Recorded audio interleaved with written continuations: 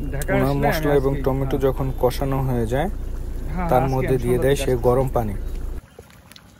ওকে, মশলাটা যখন বলক চলে আসে ঠিক তখনই এর মধ্যে দিয়ে দেয় সেই ভাজা মাছগুলো। আসলে তরকার কালারটা আমার কাছে খুব দারুণ লাগছে, দেখেন আপনারাও।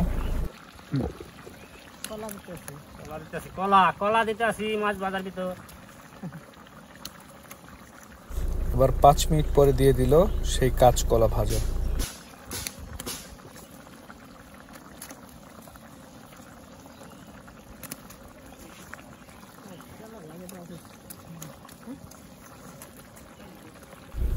হয়ে গেল অসাধারণ রান্না।